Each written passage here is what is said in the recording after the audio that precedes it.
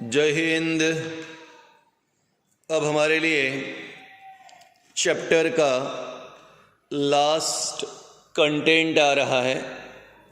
After that हमारे लिए content maximum and हो जाएगा। अभी लास्ट कंटेंट है animal husbandry, the practice of breeding and raising livestock. Livestock represent animals. यहाँ पे एनिमल्स में बर्ड्स हो सकते हैं, काऊ, बफेलो, हनी बीज, फिशेस, कुछ भी हो सकता है। So the practice of breeding, हाँ हमें ब्रीडिंग करना है, उनकी क्वांटिटी बढ़ानी है, एंड रेजिंग, उनकी ग्रोथ एंड डेवलपमेंट करनी है। So practice of breeding and raising livestock, livestock animal is known as animal husbandry. अब ध्यान से देखो, हमारे लिए आज का पहला टॉपिक है कैटल फार्मिंग।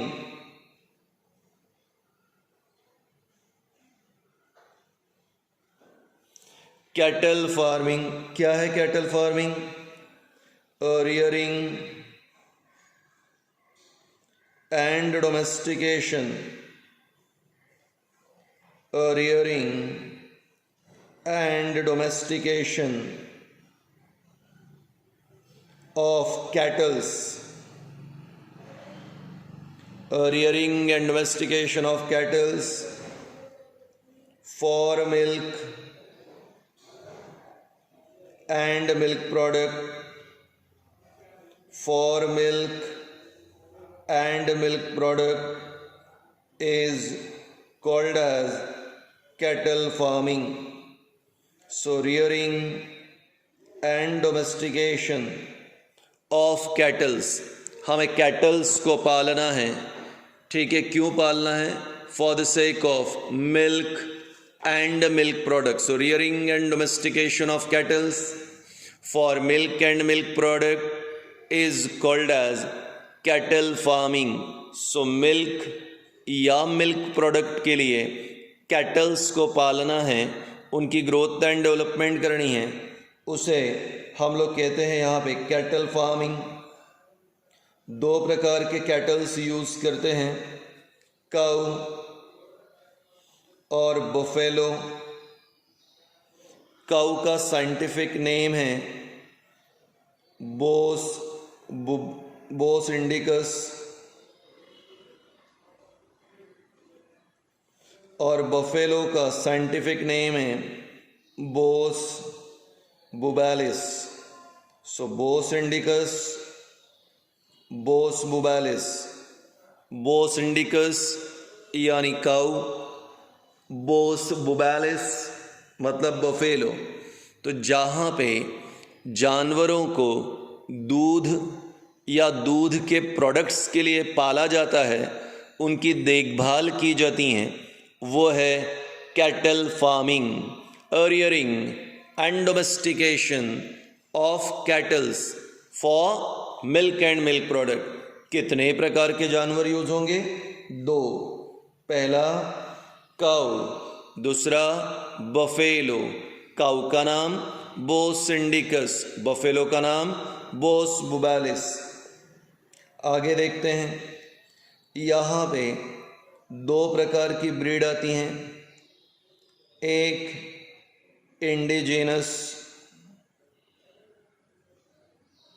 इंडिजिनस ब्रीड का मतलब हुआ that belongs to India, that belongs to India. Bharat की जो ब्रीड होती हैं उसे इंडिजिनस कहते हैं। और दूसरा ब्रीड होता है exotic breed, exotic breed that belongs to foreign country। Example के तौर पे हमारे देश की गाय की वैरायटी का नाम है साहिवाल, सूरती, खंदारी, पर फॉरेन की ब्रीड आपने सुनी है जर्सी गाय, ठीक है। दूसरा होलेस्टीन, ब्राउन स्विस, तो ब्राउन स्विस, होलेस्टीन, जर्सी ये एग्जॉटिक ब्रीड है, दूसरे देशों से भारत में लाया गया और भारत की ब्रीड यानी इंडिजिनस ब्रीड।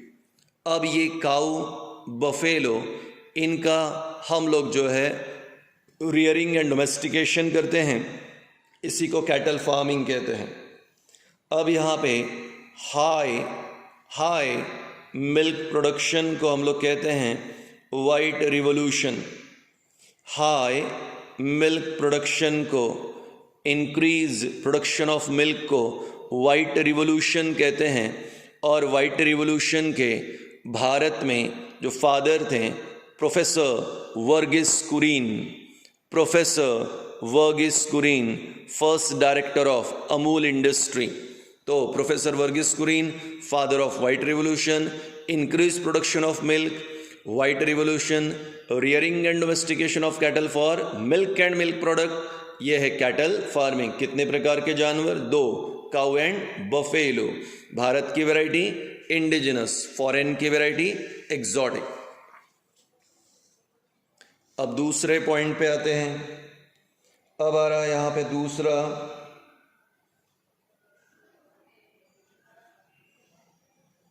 पोल्ट्री। क्या है poultry? Rearing and domestication, rearing and domestication of birds, rearing and domestication of birds for meat and egg, for meat and egg is called as poultry. So rearing and domestication of birds, rearing and domestication of birds, birds कहा, chicken नहीं कहा, reason बताता हूँ। Birds for meat and egg. Sir why? Very simple. Bharat में, नेपाल में, श्रीलंका, पाकिस्तान, अफ़गानिस्तान, हमारे neighbouring countries, सब continent में लोग चिकन प्रेफर करते हैं, यानी हैन को। लेकिन चाइना में, जापान में, कोरिया में डक प्रेफर करते हैं। इवन हमारे भारत में केरला में भी डक फार्मिंग होती हैं। अमेरिका में आप तो जानते हो चिकन और डक से ज़्यादा वो टर्की और गीज़ प्रेफर करते हैं। तो इस प्रकार जिन बर्ड्स को पोल्ट्री में यूज़ किया जाता है, चिकन, डक, टर्की, गीज़, क्यों यूज़ कर रहे हैं? For the sake of meat and egg. So rearing and domestication of birds for egg and meat is called as poultry. Bharat में चिकन का वो वैरायटी जो मीट के लिए यूज़ होता है, चिकन का वैरायटी जो मीट के लिए यूज़ होता है वो है ब्रॉयलर वैरायटी मीट के लिए यूज़ होता है। और चिकन का वो वैरायटी जो एग के लिए यूज़ होता है, इसे कहते हैं लेयर्स। तो जब हम लोग किसी शॉप से अंडे खरीद के लाते हैं तो वो अंडे जिस ब्रीड ने दिया है, जिस वैरायटी ने दिया है, वो लेयर्स हैं। और जब हम लोग मीट लाते हैं तो जहाँ से वो मीट आता है वो वैरायटी का नाम है ब्रॉयलर।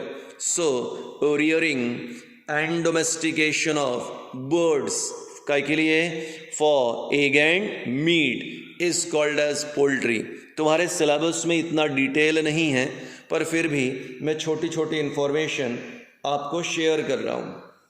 इसके बाद आता है आपके लिए यहाँ पे AP culture.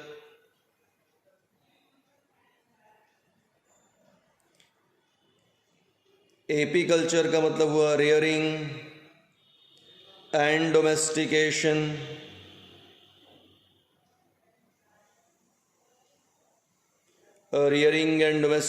Of honeybees. Rearing and domestication of honeybees for honey and wax.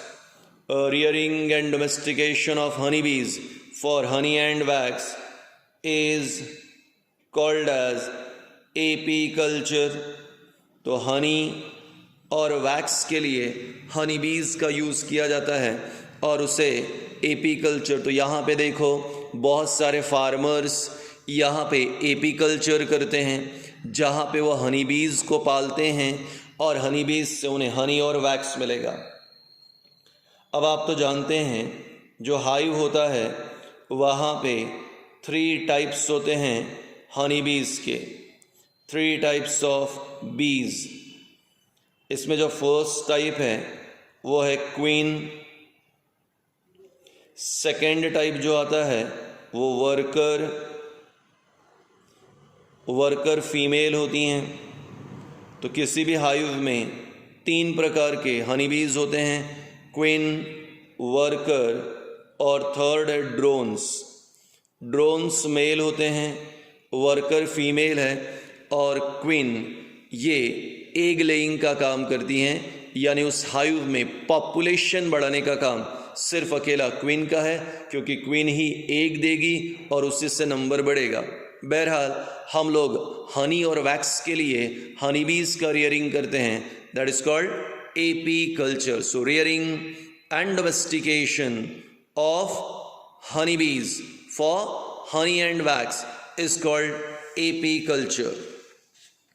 Next point पे आते हैं, लास्ट पॉइंट है, अब आ रहा है पिसिकल्चर।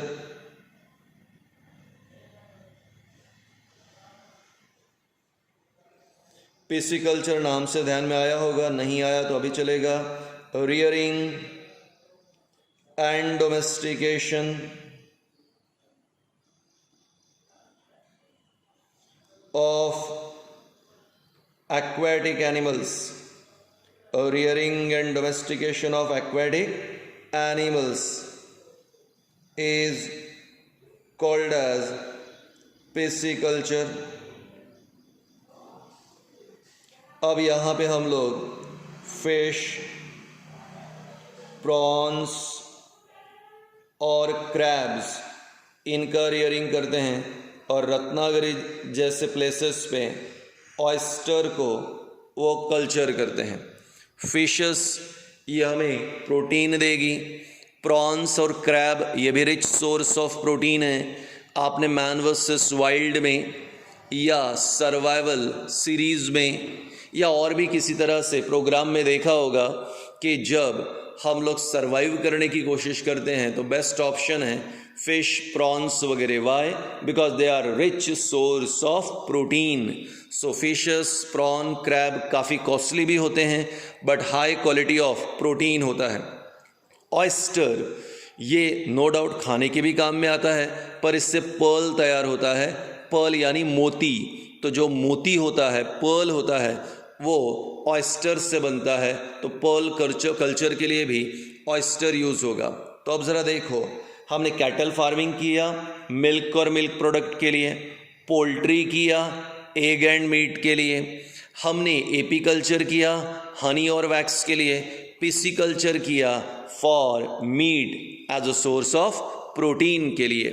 सो एक्वेटिक एनिमल का कल्चर पिसिकल्चर, हनी बीज का कल्चर एपीकल्चर, बर्ड्स का कल्चर पोल्ट्री, और पहले नंबर पे हम लोगों ने कहा था दैट इज कैटल फार्मिंग, यानी कैटल्स का कल्चर for milk and milk product. So इस प्रकार से यहाँ पर हमारा एक छोटा कंटेंट हो गया।